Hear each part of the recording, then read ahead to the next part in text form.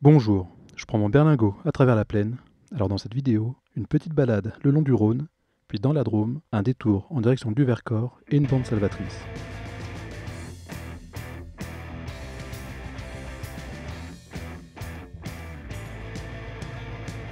A la base, je partais pour Valence, soit 100 km à effectuer, et je devais profiter des nombreuses bornes présentes sur place pour recharger.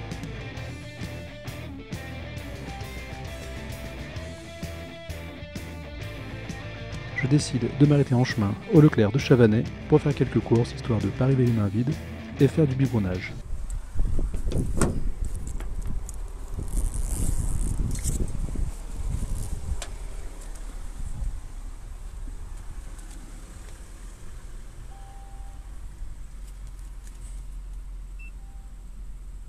Et ça ne marche pas. La première fois que je suis venu, la dame à l'accueil n'a pas réussi à enregistrer ma carte et m'a dit de le faire de mon côté sur internet. Voilà le résultat. Et cette fois-ci, la dame m'a tenu la jambe 30 minutes pour me dire de revenir un autre jour car elle n'arrivait pas à m'enregistrer non plus.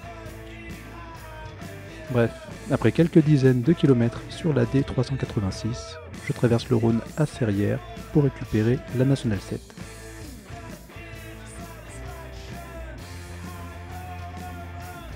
J'en ai profité pour tester une autre borne, cette fois-ci à Lidl.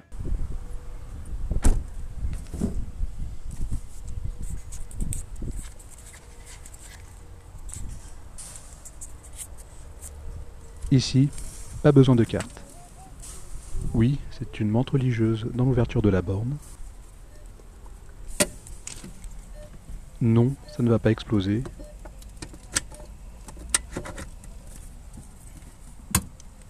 Et non, je ne l'ai pas écrasé.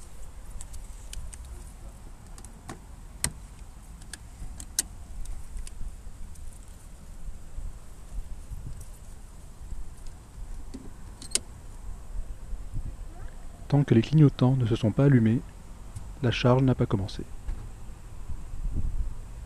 Là, c'est bon. À ce moment-là, j'ai appris qu'il fallait que je me dirige vers Montvendre, à 15 km après Valence. Mais surtout, je ne savais pas où j'allais pouvoir me recharger. On verra bien sur place. Pour l'instant, j'apprécie les belles portions de la Nationale 7 le long du Rhône.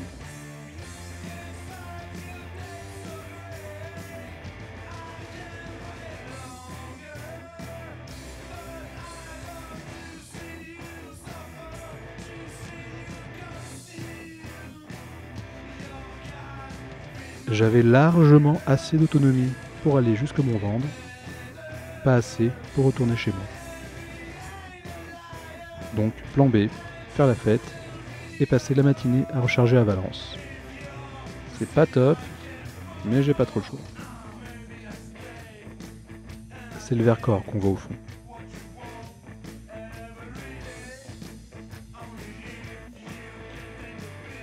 Là où j'étais pas sûr de pouvoir recharger la voiture sans faire péter les plombs, alors j'ai pas essayé.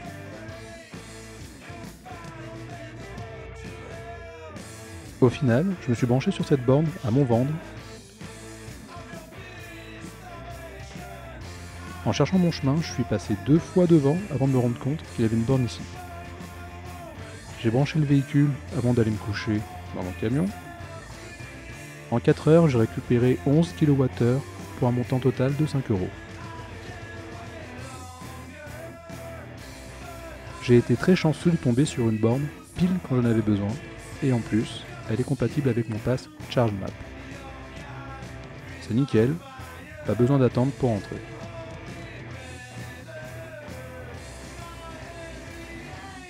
Oui, là j'ai activé l'hyperboost du berlingot pour rentrer plus vite.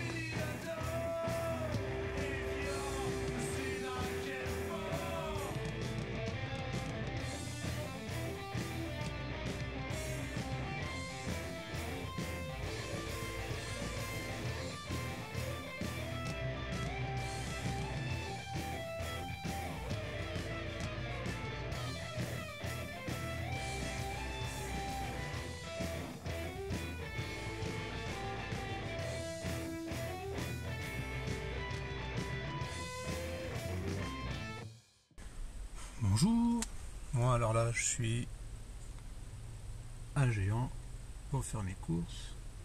J'en ai profité pour me brancher sur la borne qui est là, donc c'est complètement gratuit. Il faut juste avoir une carte qui déverrouille. Alors soit on peut aller au PC sécurité pour demander une carte pour déverrouiller, soit on peut avoir un badge qui l'ouvre, par exemple le Kiwi Pass ouvre cette borne.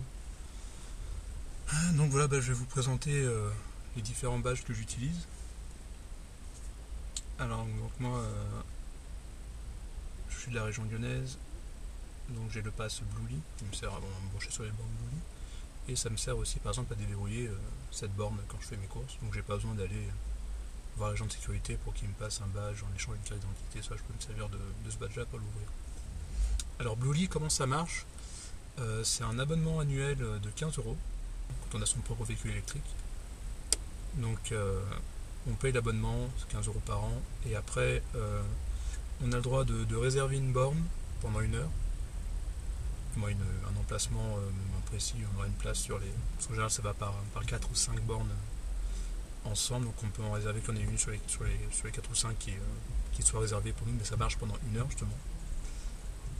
Lorsqu'on arrive et qu'on se branche, donc c'est soit on se branche avec le câble qui est dans la borne, donc c'est un câble type 1, donc voilà, si on n'a pas un véhicule qui a une prise type 1 sur le véhicule, donc ça ne marchera pas. Ou on peut se servir sur la borne tiers d'une prise en mâle comme on le trouve dans les domiciles, dans les maisons. Et là on faut venir avec son propre câble de recharge pour pouvoir recharger sur ces bornes là. Donc bon, vu que moi le véhicule est équipé d'une prise type 1, donc c'est parfait. Et quand je me branche, la première heure coûte 1 € et toutes les heures après coûtent 3 €. Sauf la nuit où à partir de 22 h le montant total de la charge est limité à 5 €. Donc c'est un peu plus intéressant parce qu'en journée, si on laisse son véhicule plusieurs heures, ça coûte vite très cher. Mais effectivement, sur Lyon, le soir, pour aller faire la fête, ça dépanne bien, ça dépanne beaucoup. Ensuite, j'ai le pass Sodetrel groupe EDF. Donc avec ce pass, justement, on peut servir du réseau Corridor. Donc c'est les prises qui ont été installées sur les aires d'autoroute. Après, c'est des recharges en 50 kW dans ces eaux-là. Donc après, il faut vouloir brancher faut avoir besoin et vouloir se brancher sur une prise aussi puissante. Mais aussi, ce pass Sodetrel fait que il y a des bornes en ville, par exemple, où on peut s'en servir, ou des fois des bornes sur la route. Alors, il n'y en a pas des masses, mais bon, il y en a quand même. Mais surtout, par exemple, à Grenoble, c'est Sodetrel qui s'occupe du réseau de bornes électriques à Grenoble. Donc quand je vais là-bas, je me branche sur les bornes qui sont limitées en 20 kW. La dernière fois que je me suis branché en CHAdeMO, ça rechargeait à 8 kW. Donc c'était un peu long. Surtout qu'il facture à l'heure. Donc c'est bien de... Je crois, vu la tarification, il faut se brancher 1 heure. Et, bon, normalement en 1 heure, on est censé faire le plein, sauf quand la borne ne délivre pas la puissance attendue. Et si on a besoin après, c'est mieux de revenir, de débrancher sa voiture et de la rebrancher, parce que ça coûtera moins cher que de la laisser brancher plusieurs heures d'affilée. Bon, après c'est bien quand on est au bar à côté, c'est pratique, mais après sinon il y a aussi des prises à charge lente où on peut laisser le véhicule branché toute la nuit, justement. Là et là aussi le tarif est limité, il me semble, à un certain montant la nuit. Je crois que c'est 3 ou 4 € suivant les prises. Bon, après j'y vais pas si souvent que ça, donc je me rappelle pas précisément. Mais le prix de l'abonnement, c'est 3 € par mois, et donc je peux me brancher ensuite sur toutes les bornes des trails qui marchent avec ce pass là, et je paye forcément à l'heure suivant la prise. J'utilise une prise à charge rapide ou une prise à charge lente, c'est pas le même tarif.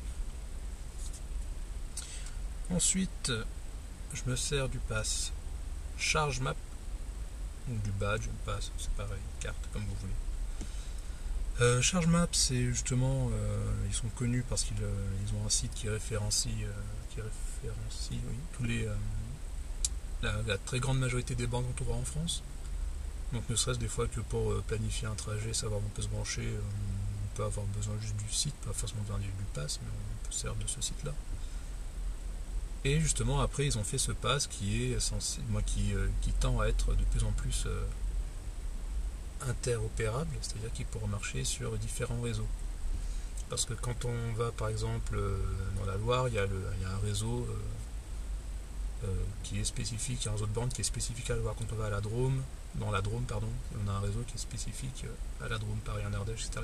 C'est vraiment, ça aurait été trop simple de faire un seul grand réseau en France.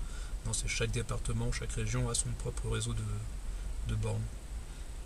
Et justement, il y a des badges comme le badge de ChargeMap qui est de plus en plus marche sur plusieurs réseaux de bornes. Donc c'est plus pratique. Après, les tarifs, forcément, ça change. Ça change suivant le contrat qu'ils ont réussi à avoir avec le réseau de bornes. Donc, par exemple, jusqu'à la fin de l'année dernière, quand j'allais me recharger à Valence, c'était gratuit. Bon, maintenant c'est devenu payant. Et pareil, là-bas, ils ont un autre réseau de bornes où on peut avoir une autre carte et payer un abonnement par an ou par mois, je ne m'en rappelle plus, avec des avantages et des inconvénients. Le truc, c'est que l'avantage des badges comme ça qui vont sur plusieurs réseaux, c'est que si c'est juste pour une fois ou une ou deux fois par an, je vais pas payer un abonnement mensuel pour une ou deux fois par an dans tous les départements de la France. Donc bon, forcément, c'est beaucoup plus pratique. Et là, pareil, ChargeMap, c'est je paye à la consommation. Moi, j'arrive, je badge, je me branche et quand je rebadge, ça comptabilise la durée et suivant le réseau, c'est à l'heure, au quart d'heure, ou à la quantité, au kilowattheure. Bon, ça dépend du réseau sur lequel je suis. Mais je paye après. Ensuite, mon fameux badge FreshMile qui ne marche pas. Alors là c'est le même principe, c'est un badge qui va pouvoir marcher sur plusieurs bornes. Alors il me semble qu'au début c'était plus dans la région Alsace que ça s'est développé, parce que il me semble que ça vient de là-bas, peut-être que je me trompe. Non, c'est de là-bas, 67. Et ça fait que souvent il y a des bornes, quand on regarde, il y a des bornes là-bas avec le badge FreshMile, c'est gratuit. Par exemple, là où avec un badge ChargeMap, soit ce n'est pas compatible, soit c'est payant. Bon, et là j'ai contacté justement FreshMile parce que depuis la dernière fois mon badge ne marchait pas. J'ai contacté pour voir ce qui se passait. Je suis allé voir sur mon compte, et là je voyais qu'il y avait dans l'historique des charges, je voyais qu'il y avait une vingtaine de charges, toutes gratuites, c'est bien, une vingtaine de charges qui avaient été faites avec mon badge dans le Val d'Oise. Donc là je commence à dire bon, il y a un petit problème parce que j'y suis jamais allé, puis je suis en région lyonnaise. Donc je les ai appelés, et quand on les appelle, ils nous demandent de leur envoyer un mail. Bon, c'est bien d'avoir une téléphonique si au final, à chaque fois qu'on les appelle, il faut envoyer des mails. Mais bon. J'ai envoyé un mail en disant je comprends pas, quand j'ai voulu me tirer de mon badge, ça ne marchait pas. Et là je vois que mon badge a été utilisé ailleurs alors qu'il n'a pas été volé, il est là, je ne l'ai pas perdu, on ne l'a pas volé. Donc, bon, ils m'ont répondu dans les 24 heures, c'était déjà pas mal, ils m'ont fait effectivement il y a un problème, on va se pencher dessus. Bon. Voilà, maintenant j'attends. Et justement, le principe de FreshMile, c'est qu'il faut créditer son compte avant de se brancher. Et si on n'a pas assez d'argent sur son compte, il se pourrait que la charge ne commence pas. Ouais, voilà, c'est vraiment pas pratique là où sur, par exemple, mon badge ChargeMap ou Sauterelle ou Bluely, je paye et après je paye en fonction de ce que j'ai consommé comme énergie ou en fonction du temps que j'ai passé sur la borne. Ce qui paraît beaucoup plus logique. Mais bon, et puis voilà, le badge, par contre, lui, le badge FreshMile, il me semble que je l'ai payé dans les alentours de 5 euros. Le badge ChargeMap, si je dis pas de bêtises, je l'ai payé 15 euros. Bon, c'est pas la mer à boire. Et c'est tout, après je paye à la consommation, il n'y a pas d'abonnement. Bon, et ensuite, je dirais que j'ai un dernier badge. C'est ma carte Leclerc. Bon, même si c'est toujours compliqué, quand je suis allé à Chavannes, ça ne marchait pas. À Bourg-en-Bresse, ça marche. Bon, et là, je crois qu'il y a un Leclerc vers Saint-Chamond où il faut s'inscrire et il faut attendre plusieurs jours avant que la carte puisse activer la borne. Bon, Oui, c'est pas très pratique. Là où effectivement, Bourg en Bresse, ça marchait tout de suite. Je me dis que j'étais chanceux en fait, parce que tous les autres Leclerc pour l'instant où je suis allé, ça ne marchait pas. Donc voilà. Alors oui, vous allez dire, c'est un peu embêtant d'avoir autant de cartes. Bah oui. Oui, ça aurait été mieux qu'on puisse juste payer par carte bleue, comme dans une station-service normale, mais non, ils ont voulu à tout prix, chacun de leur côté, développer leur réseau de bornes, faire leur propre abonnement, faire leur propre paiement, etc., etc., etc. Bon, après, je pense que ça doit dépendre des aides qu'ils arrivent à avoir du département, de la région, de la France, etc., etc., de l'Europe, je sais pas comment ça marche, mais bon. Donc voilà, c'était une petite présentation des différents badges que j'utilise pour pouvoir me recharger un peu partout. Je vous remercie. Bonne journée.